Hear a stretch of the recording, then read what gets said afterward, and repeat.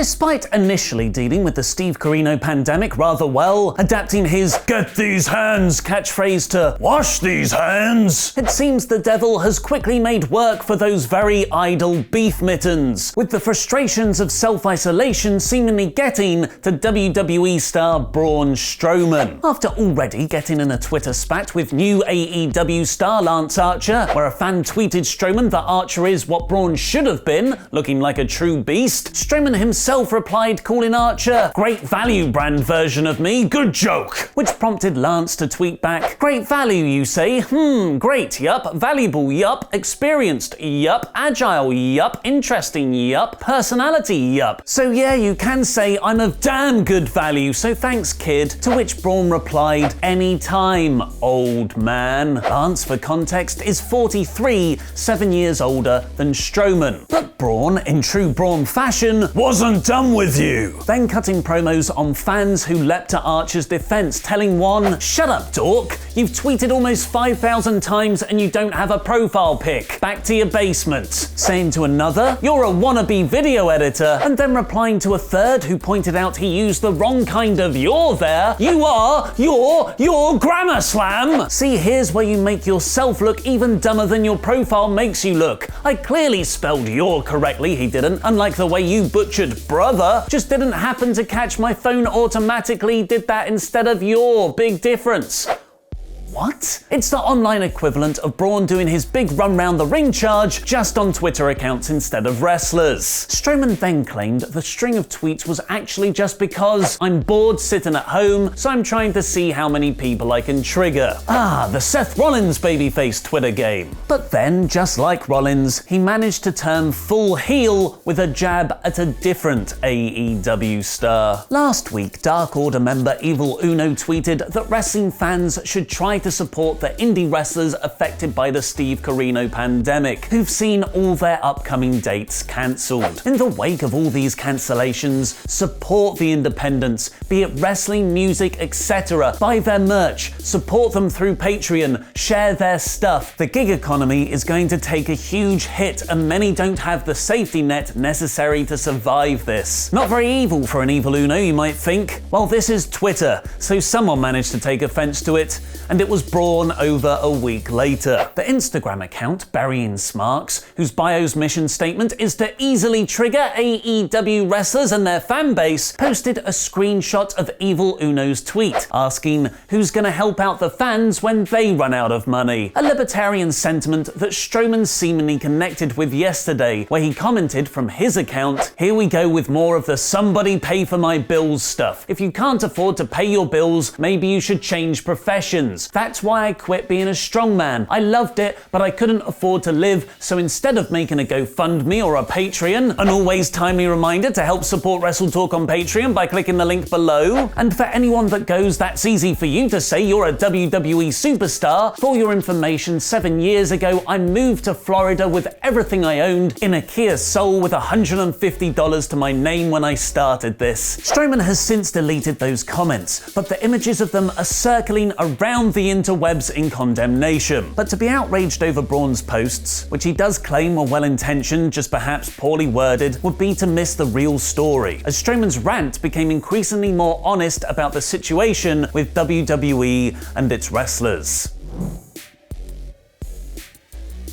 Thanks for your support on Patreon, the British Bulldog, Philip Boy J. Smith Jr. Braun defended himself as fans called him out on Twitter, explaining how he got through struggles before he made it to WWE. "I've dug ditches, shoveled dog crap, worked on cars, baled hay, I've done it all. You act like I was born with a silver spoon in my mouth. We got by as a family when I was a kid. I would have done what I always did then, found a way to survive." And how he's actively helping the Steve Corino situation, donating $5,000 to research, working with charities, and helping deliver groceries to people who can't do it themselves. Some fans even accused Strowman of bashing his fellow SmackDown star Ali, who had tweeted in support of independent wrestling last week, which Braun denied. But then it turned out Braun is in the same situation as those very wrestlers regarding pay coming in, replying to a tweet asking whether WWE is paying him less during this period. "I get paid when I work, private contractor, so nothing is coming in at the moment. The fan asked whether that means Braun isn't even getting half his pay, to which Braun claimed, nope. What do you think about Braun Strowman's online rant? Let me know in the comments, where I'll be replying from out of nowhere.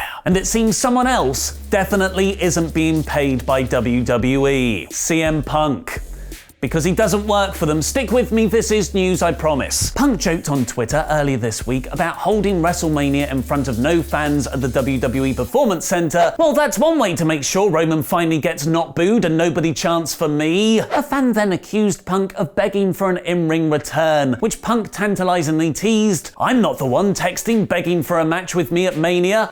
He's looking somewhere emoji. This appears to have prompted a number of PW Insider's readers to ask if Punk was ever planned to wrestle Seth Rollins at WrestleMania 36, after the two's feud when Punk first debuted on WWE Backstage. And the answer is no. They weren't. In fact, PW Insider claims there has been zero communication between WWE management and CM Punk regarding such a match, or even Punk appearing at WrestleMania in any form. Nothing was offered, nothing was turned down, the conversations never took place. While Rollins pushed for the match on Twitter, and Mike Johnson speculates Seth even reached out to Punk privately about the idea, there has been no contact between Punk and WWE, with no internal talk of using Punk in the promotion even after his backstage debut. PW Insider reiterates that Punk's deal is with Fox only and doesn't work for WWE, which means CM Punk to AEW confirmed. But understandably, blood and guts match not to AEW confirmed. AEW have announced on Twitter that while they still intend to put on live weekly shows every Wednesday night on TNT, they have decided to postpone their huge blood and guts Don't Call It War Games match between the Inner Circle and the Elite plus Matt Hardy, which was originally scheduled for next week, as the time and circumstances aren't right for the card we had planned. But they've got quite the replacement, announcing a one-on-one face-to-face between Chris Jericho and the newly debuted Matt Hardy. As they didn't say match, this will likely be either an in-ring segment or hopefully some Broken Universe craziness from the Hardy compound. It seems after a week of adjustment, as last night's SmackDown was also a big improvement. Michael Cole opened the show announcing that huge WrestleMania news we're all still recovering from. It'll be hosted by the Gronk. Oh, and it's also going to be over 2 nights. But who is the Gronk?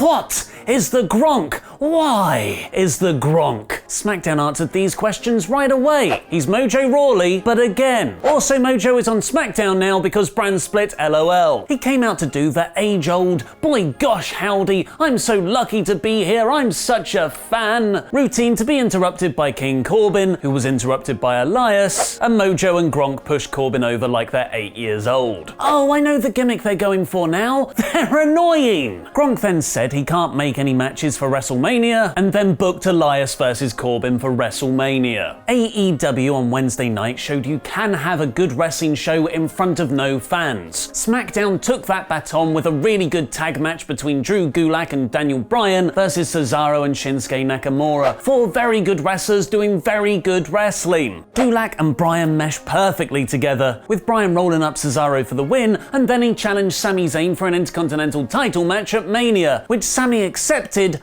only if Gulak can beat Nakamura next week. It seems WWE have dropped Zayn's Braun Strowman feud, which is probably for the best because Braun's too busy giving Twitter these hands. Paige here. Not now, Paige! Oh, it's via Skype to do buzzwords, Women's Evolution buzzwords, WrestleMania announcement of the 6-pack challenge for the SmackDown Women's title between Bayley, Lacey Evans, Dana Brooke, Tamina, Naomi, and Sasha Banks. Team Bad reunion for the win? Bayley was upset and Sasha slyly smiled, as this could be a way for her to win that title. Doesn't really make sense why Tamina's there, but Bayley and Banks' performances were really good here. Hey, remember that time when John Cena beat Bray Wyatt at WrestleMania 30, even though we all know he shouldn't have and it totally derailed Bray's career for several years? Well, now we get to watch that all again in its entirety. Only this time we get to pretend WWE did it on purpose to create The Fiend and set up a rematch for 6 years later. We'll be releasing releasing a 4-hour plus review of WrestleMania from our Patreon archives into the free podcast feed to help that self-isolation boredom on Monday. So subscribe to the WrestleTalk podcast wherever you get your podcast from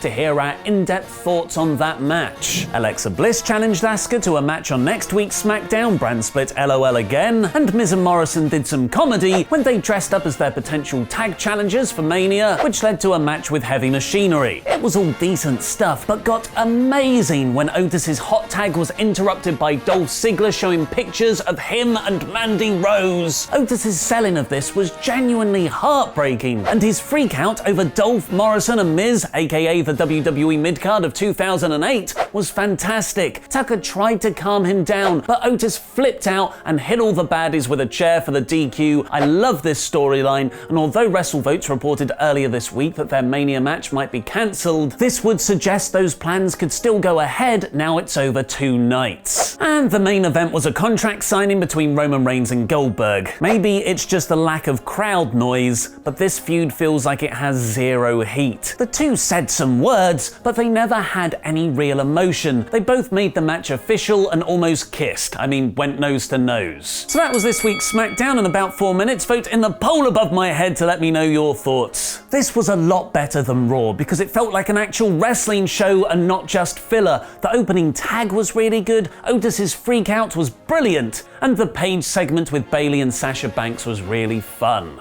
Matt Hardy shoots on WWE after leaving for AEW. Click the video on the right to find out what he said, and click the video below that for the 10 most shocking takeaways from Hardy's Talk is Jericho interview. I've been Ollie Davis, and that was wrestling.